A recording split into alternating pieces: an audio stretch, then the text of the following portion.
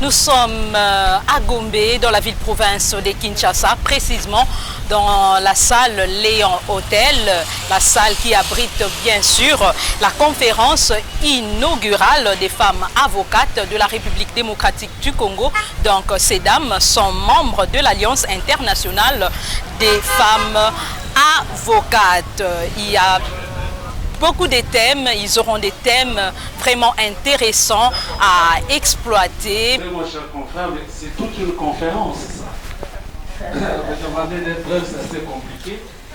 Nous avons fait avec un confrère belge, François Harold, un article, un plaidoyer pour l'adoption d'un acte uniforme relatif à la protection des données personnelles. Si vous tapez sur Google, vous trouvez l'article. Mais publier cet article n'est pas une violation des règles déontologiques. Être sur un réseau professionnel n'amène pas à la violation d'une règle déontologique. Mais si vous vantez des compétences que vous n'avez pas, la déontologie pourrait intervenir. Et donc, il faut que nous ayons présent à l'esprit que notre profession est bousculée. Et ce que le confrère relève participe de ce que j'appelle les traditions séculaires du vieil âge professionnel. Il faut donc se mettre en phase pour comprendre que la publicité fonctionnelle qui est prévue dans notre règlement, à mon sens, doit être revue, parce qu'aujourd'hui nous exerçons une profession qui est tout à fait internationalisée, qui est mondialisée, qui est en proie à une concurrence âpre, et nous devons donc adapter nos règles déontologiques à l'évolution, et notamment de la nouvelle technologie de l'information et de la communication, pour rencontrer, n'est-ce pas, la ratio legis legislator à travers l'interdiction de la publicité, non pas de la publicité fonctionnelle, mais de la publicité au sens qui est défini par la loi organique, précisément à l'article 74 de notre loi. Pour le reste, on pourrait avoir l'occasion d'en discuter après, ou peut-être à l'occasion des séances de formation déontologique. Je vous remercie. Merci beaucoup. Mesdames et messieurs, chers internautes, bonjour et bienvenue dans cette émission. Comme vous le savez, votre chaîne ProConcept Média a toujours les devoirs de vous fournir les informations fiables. Je vous laisse alors avec Reddy suivre en intégralité cette conférence. Je vous retrouve juste après.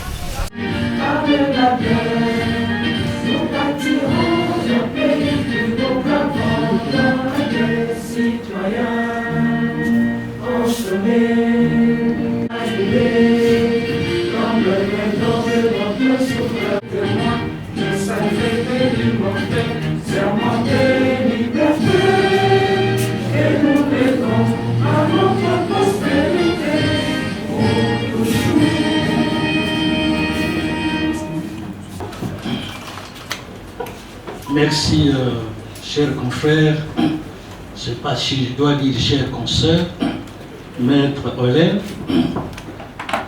Je salue, comme vous, toutes les personnalités que vous avez déjà saluées. Votre conférence me demande un mot d'encouragement. Ça, je comprends tout à fait ce que ça signifie, un mot d'encouragement. Je dois donc encourager les avocates à exercer, comme les avocats, leur métier. Mais je ne sais pas pourquoi et comment vous encourager. Lorsque vous-même vous dites que je suis le numéro 1 de tous les avocats, et vous omettez de dire de tous les avocats et avocates. Si vous ne l'avez pas spécifié, chers confrères, cette loi était faite pour les avocats et les avocates. Le législateur n'a pas eu besoin de spécifier. Était-ce sans doute pour dire que les hommes, les individus qui exercent, qui sont appelés à exercer cette profession, doivent être traités sur un même pied d'égalité. Que donc, si vous me demandez un mot d'encouragement, c'est sans doute parce que je lis ici, comme thème de cette manifestation d'aujourd'hui, nous conduit le poids de l'histoire. Nous, c'est par la contrainte de regarder celle qui m'a poussé à vous dire un mot. Je vous remercie. Réunirait les avocats du monde entier a toujours traversé les esprits. Il y a eu plusieurs tentatives qui jusque-là n'avaient pas obtenu de retour. Ce rêve est devenu réalité depuis le 6 novembre 2020. Il y a la présidente de Haïfa International, Maître Marie-Catherine Jimmy, qui a eu la vision. Nous avons évolué.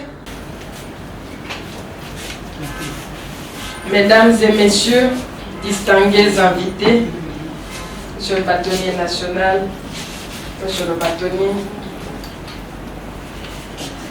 cette journée du 30 mars marque l'aboutissement des efforts de plusieurs personnes. Il s'agit des femmes exerçant la profession d'avocat en République démocratique du Congo.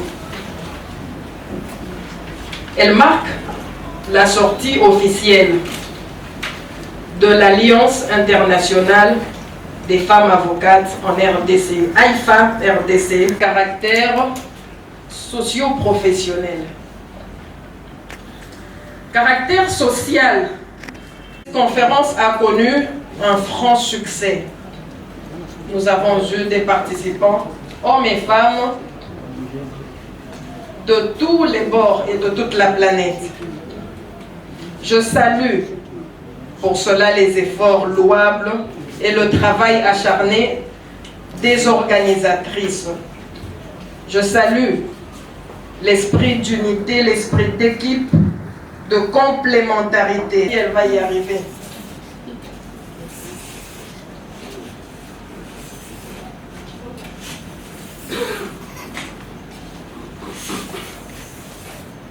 Alors, distingués invités, j'estime que la femme vit enchaînée d'un pied, ce qui l'empêche de s'épanouir complètement comme elle devrait le faire. Elle a des chaînes et les associations comme la nôtre sont là pour les briser justement, pour lui permettre de rayonner, de s'épanouir. On va voir un peu. Il faut la détacher, elle doit être libre avant que je la présente. Ah là là. C'est cher. Voilà. Le genre. Je vois la toute première. Les femmes ne peuvent pas faire ceci. Les hommes qui les retiennent, certaines femmes, les propos sexistes, tout ce qu'il y a dans le genre, il faut s'en débarrasser pour que la femme soit libre. Quelque part inférieur, quelque part. Les droits ont évolué, même dans le code de la famille, pour qu'il y ait cet équilibre, pour que l'égalité soit vraiment consacrée. Ce n'était pas le cas. Ce n'était pas le cas. Même en France, en matière académique, l'ignorance de ces droits également est un fléau. Il y a des femmes intellectuelles ici. Nous représentons un échantillon de la gente féminine. Je vous dis, mes chères consoeurs, qu'il y a des millions de femmes RDC. Je vous invite à l'applaudir encore une fois. C'est bien mérité. Je dis tout au singulier, nous avons des membres d'honneur au masculin. Merci donc pour l'intérêt manifesté à cette journée. Merci pour votre présence. Merci pour votre soutien et toutes sortes de bienfaits qui ont concouru à la tenue de cette conférence. Je vais particulièrement remercier le bâtonnier national, le bâtonnier Mbaki, le bâtonnier Kayouti, qui ont apporté, au nom de nos barreaux, un soutien matériel, un soutien financier, un soutien moral, un soutien intellectuel et toutes sortes de soutiens. Recevez l'expression de ma profonde gratitude. À l'AIFA internationale, elle a été élue comme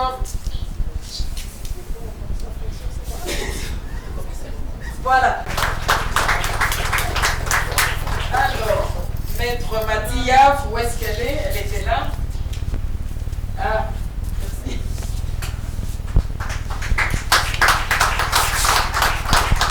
Alors, avec toutes ces personnes, je suis en train de continuer, c'est pas fini.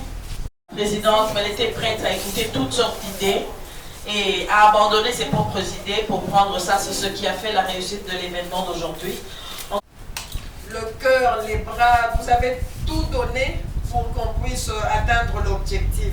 Femmes avocates face au défi de la nouvelle technologie, de l'information et de la communication et l'état des lieux des violences faites à la femme, tels sont les thèmes exploités au cours de cette conférence inaugurale des femmes avocates. Oui, je signale que l'Alliance internationale des femmes avocates regroupe pas seulement les femmes de la République démocratique du Congo, mais aussi les femmes de plus de 50 pays du monde entier. À travers notre pays et à travers le monde, nous sommes dit que c'est pratiquement une association avec laquelle nous devons tisser des relations basées sur le leadership afin de pouvoir éveiller surtout la jeune fille qui ignore son rôle qu'elle doit jouer dans son pays.